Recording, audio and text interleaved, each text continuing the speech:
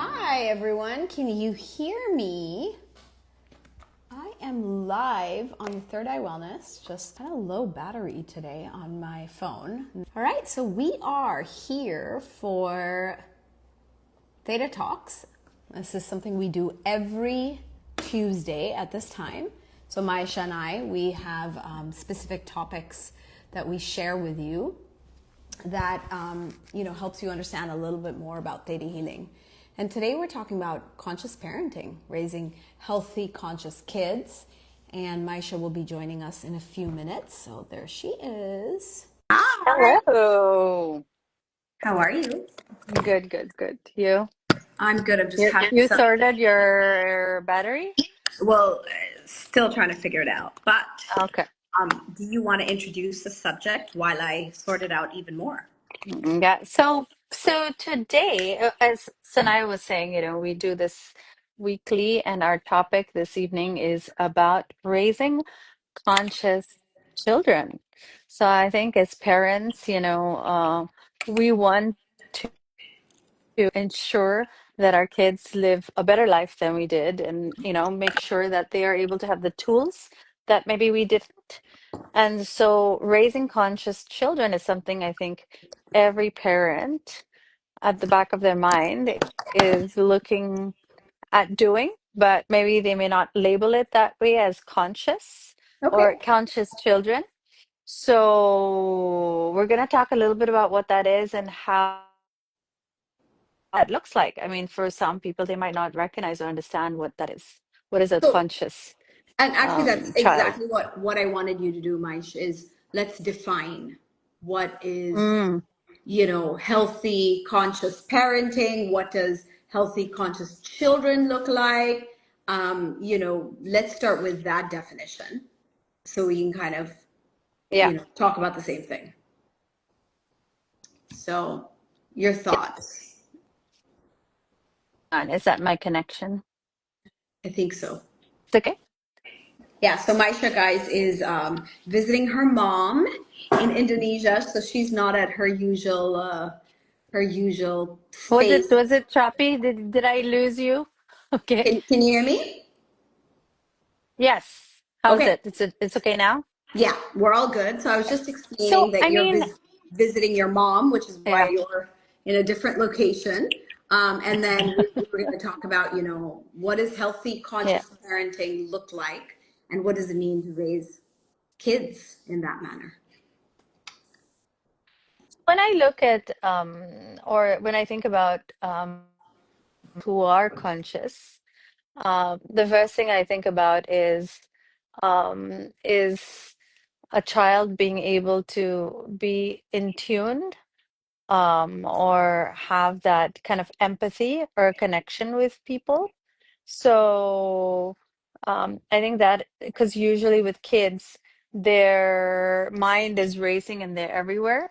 So if they're able to be more present and in tune, then they're able to um, maybe control is a big word, but be able to manage emotions and their feelings. So, having empathy and being in tuned with what they're feeling is, I think, an important factor. Or and have. What do you think? Yeah, I mean, for me, that word conscious is really the most important word because it's about people, children, and adults being really in touch with themselves. And I think that what happens as we grow up is we lose touch with ourselves. But a conscious child is Mm, someone who is able to stay connected, to understand what they're feeling, what they're going through, and then they're able to manage. Because I think that's the thing with children, right? Like if they are sleepy or tired or hungry, they will throw tantrums like I'm talking about young children. Actually, even adults do that yeah. too. But I know that I can get pretty cranky when I'm hungry. But usually, children, right, when they are not feeling comfortable or they're not feeling like they are safe, right, then they tend to Yeah. act out in the same way that they would if they were hungry or sleepy or if they hadn't gotten enough rest, or if they're feeling nervous or scared or anxious. So I think, Yeah, their nervous system is like overwhelmed. yeah, so definitely it gets overwhelmed easily. So I think the idea of having a conscious child is someone who's really in touch with how they're feeling, who really knows, like, oh, is what I'm feeling tired? Is what I'm feeling sleepy? Is what I'm feeling upset about something that happened between me and my parent earlier today? And it's definitely someone who can communicate what they want, because that's another thing that I find quite interesting, is how some children are able to communicate and express what they need, and some children feel very uncomfortable to do that, uncomfortable to ask. Mm. So I definitely think that healthy parenting is really about raising children who are aware of their own feelings, who are able to, we call it like self regulate. So if they're feeling a certain thing, that they can calm themselves down, that they can go through life without feeling overwhelmed or feeling, anxious. And you know, children who just do well despite challenges in their environment and life. So I think those are things that is very important for us to teach our children. Yeah. And I think it's also a great topic that that to introduce because I mean, if we had those tools as a kid, right? Have you had those type of that awareness? Because as kids, we were like, "Oh, stop crying. Oh, why are you behaving that way?" Or supposed to get angry, or we were taught that those were something that we needed to suppress, right? And hence it's playing out in our reality or our lives. And we can see that clearly. So by providing these tools to our kids and same time as well, right? Some of we learning while we're teaching our children that there are better ways to handle our emotions or our feelings. There are better ways to identify versus suppress or telling the kid, you shouldn't feel. Um, but saying that, it's very also very new, I feel. What do you think? A lot of people are still in that old frame of that traditional type of thinking. It's a little bit difficult to move from being brought up that way into the whole idea of conscious parenting. Yeah, What I do you mean, think? I'm just thinking about how two things happened, where I was thinking the other day about how I believe that we should respect people regardless of age or culture or status. Like, people deserve to be respected, but when people disrespect you or they do things that you can't respect, right? Then Mm, you have a right to kind of walk away from that relationship or situation. I'm just gonna have to hold my phone. Okay. So I think that, we can decide who we want to, like, bring into our lives. But in the way I was raised, it was like, if someone is older, you respect them no matter what, right? Even if they're not a yeah. nice person, even if they have done things that you don't Mm, agree with, because they're older, you respect them. And it's so interesting because my kids are starting to have a little bit of sass, and they're starting to kind mm. of like challenge me or talk back, or like things like Yes, I that. have a tween. I totally can understand. And it's so funny because part of me wants to be like, hey, talk to me with respect because I'm older than you or I'm your mother. And I'm like, ouch, that's exactly what I'm trying to myself kind of get away from. And then here I am, like, regurgitating, like saying the same thing back to my own child. Like, Mm. that doesn't make any sense. So then, how do you teach people to be respectful? How do you teach people without kind of reverting back to, you have to listen to me because I say so, or, something like that? And the other story that comes to mind is I've taught my kids that when they are in a bad mood, like let's say they have a temper tantrum, or they maybe are scolded for fighting with their sibling or something like that, right? I've taught my kids to say, I need space, right? Because Mm. sometimes, when you go to a child who's already angry and upset or in the middle of a tantrum and you try to talk to them, they just kind of like yell at you, or they get like, they just like overreact, right? So I've taught Yeah. my kids to just be like, I need space. And so when they're angry or when they're upset, to ask for space so they can learn to kind of just process and calm down. And then when they're ready, Yeah. come back and talk to us. So that's Mm. one thing I'm really proud of, but I'm still trying to figure out how to, Yeah. teach them to be respectful and mindful and just kind and compassionate humans, I think while at the I same think time not doing the thing that I didn't like growing up. yeah, yeah. And I think a lot of it also is about modeling that behavior, right? About modeling that, they can see that you're respecting somebody who's older than you. You yourself are respecting them, Yeah, and kids younger their age. I think a lot of it stems from modeling the behavior, and if they and this is very important, if they see that, you're saying something, but you're doing something else also, it creates a lot of miscommunication and, confusion, right? You're telling me, but you're not doing it yourself, yeah, right? absolutely. So, Which is so, and that shows up in the way we relate to people who work for us, in the way we relate yeah, to people who, in our country here, like, there are nannies or there are people helping us. And it's even in how we relate to them is how they learn to relate to other people as well, right? So yeah, yeah. that's definitely something they're learning. So I completely agree with that.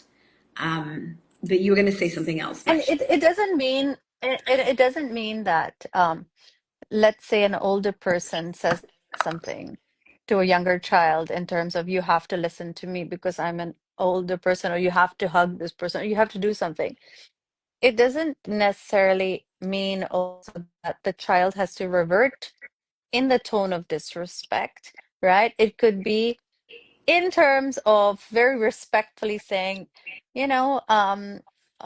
mommy or auntie or grandma or whatever it is, it's like, Theta. it wasn't very nice, how you said that, grandma, maybe that person, as in, there is more explanation. I think a lot of the times when you don't explain to a child why, that's the problem in things, like They over don't here understand. being at home with my mom, my son likes to open the ref again and again and again, and she gets irritated because, and then she'll say, don't do that, stop doing that. But if you explain to the child that, the reason that you don't open and close it is because the rubber might get loose, or the food inside might not get, keep frozen or something like that, right? But what we tend to do is, because we are ordering, right? Or we are our power by saying that just don't do it. We expect the child to understand and to listen, To follow authority. versus in this day and age, you have to really and take that time to explain to them, this is why we're saying that, right? Yeah. Versus you just have to, is it an order or is it a request, right? I think that's also very important, even in the tone. And I heard this in a podcast and I thought it was really nicely done, where is somebody speaking to you and, or asserting their power or authority, you can ask them, oh, is that an order or a request? Because then they'll realize, oh, wait a minute, is my tone a little bit too strong? Or no, please do it, Yeah. So just recognizing that, and I think it's really really all practice, right? And repetition and repetition. I think a lot of the times the traditional parenting style is you've already told them 3 times, they need to get it, right? Or you've already told them 5 times, they should know it already.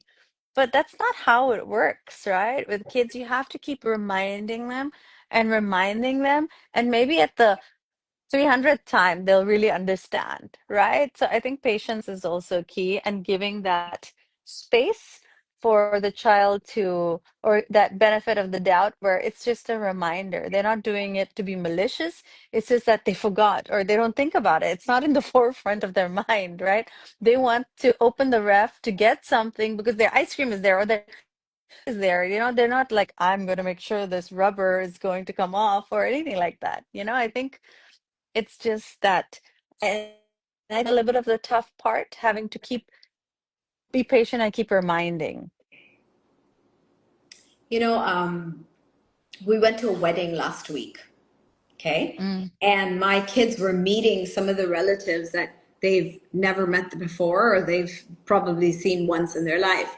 And so this whole idea of the body bubble was quite interesting, because as a child, if I was introduced to a relative, it was expected that I would give the relative a hug, and like mm, a good little girl would greet her relatives and give them a hug, even though she's never met them before, she doesn't even know them, yeah. but you're expected to do that.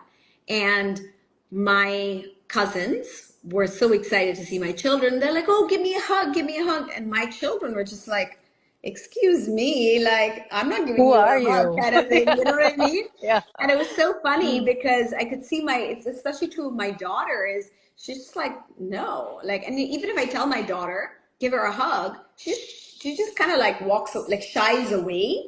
And it's not that she's mm-hmm. being rude, she's just not comfortable with the idea. So I will hop Yeah. in and be like, just give him a high five, or whatever Mm, you want. Just say yeah. hello or give him a high five.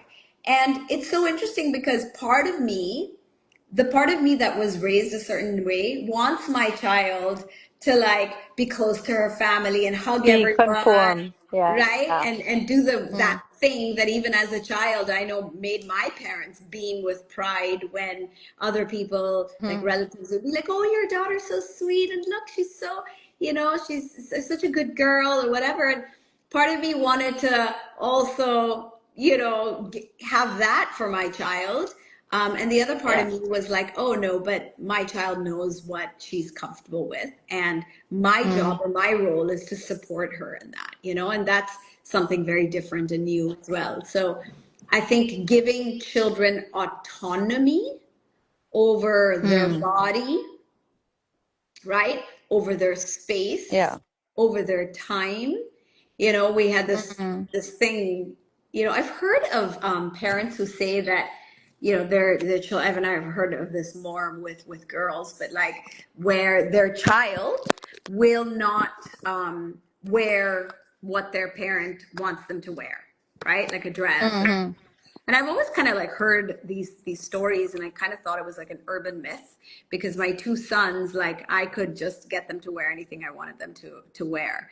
But my Mm, daughter is totally the opposite. And every single like event we had to go to at this wedding, she had a problem with her outfit and she didn't want to wear it. Every single, like it was just like maybe there was like one or two times where she was okay with it, but like every other major event was like, I don't want to wear this. I don't, it's itchy, it's this, it's that. And most of the time I knew it wasn't the outfit. It didn't matter what the outfit was. She just didn't want to. She didn't want to conform. She didn't mm, want to wear what she mm, was supposed to. And, I really struggled because I'm not used to someone blatantly saying no to me about something, and that mm, too, like my child, right? And I had to just be like, you know what? There was one day I actually did this. I was like, you know what? If you're not going to wear what you're supposed to, then you can stay home. And I was going to mm, walk out of the hotel room and be like, because it was like an Indian event and they had to wear Indian clothes. And two, my son and my daughter were like, no, we're not coming. We don't want to wear it or we're not coming. And I'm like, fine, you're going to miss out on everything. And if you don't want to wear it, then great, stay in the room. And I was on my way out of the room and I just was like, no, I can't do this. You know, I can't do this. Like, if they don't want to wear it, what is the big freaking deal if they don't wear what they want to Mm, wear? Or if they don't wear yeah, the thing that I want them to wear? What's the big deal? Like, yeah, what, people are gonna say they're not wearing an Indian outfit? Like, and I had to kind of walk through it in my own head. Like, why does it matter so much to me? What is the big yeah, deal? And I turned around and I said, you know what? You don't want to wear it? It's fine. What would you like to wear instead? And I let them choose something that they felt more comfortable in. And I was like, fine, you know, just let's go. And I just kind of dropped that whole like struggle with them over the clothes. And we went to this event. It really didn't matter what they were wearing. The only thing is, my older son saw the other two kids and was like, well, why don't they have to wear it? Now I'm going home to change. So he ran off and like went to change. So, you know, unfortunately, it was like three strikes. All three of them decided not to wear, you know, these Indian protest. clothes. And like, I buy them from India, or we, you know, my mother-in-law does. And like, for me, it's like they get to wear it like once in a year. And I want them to actually wear it. And they won't Yeah. even wear it that one time that they have a chance to wear it. So it's Mm-hmm. all about me wanting them to do something that makes me feel good. Like, oh, they're wearing something I spent money on. Mm, It's not about them, it's about me. So I had to kind of mm, recognize that, you know, maybe these things don't really matter. Maybe you just yeah. let them express themselves and let them feel heard and seen, and that their wishes can be respected. And I truly believe that if I can Mm, respect their wishes, they will learn to respect my wishes as they grow older mm, without me having to kind of force them or discipline them or punish them or, you know, scare them, but that we can teach them how to honor, you know, their own needs and wishes as I would like them to honor mine. Something of that kind of came yeah. from me. Yeah. And I think, it's about also educating and making our people around us understand. Like when I see, Sahara, and then I'll ask her to give me a hug, and if she doesn't, I'll say, I will automatically say high five, or anything like that. I don't feel, oh, she doesn't want to hug me. I'm completely I'm just more about respecting her and what she wants. And automatically it's like, okay, how about high five? And if she doesn't want it, it's fine too, you know? Yeah, So I think it's about also getting other people on board, because it's also very hard. Like, Sigrid was saying, parenting, conscious parenting versus old school, and the people around you are still that way. It's difficult to kind of be able to stand your ground, or not feel that maybe there's something wrong with me and not everybody else, because they all are saying the same thing, right? So yeah, yeah, absolutely. So I guess what we're saying, you and I today, is that as theta healers, right, we've learned how important it is to respect each other, not just older people or, you know, our parents or so on, but also to respect each other, including our children.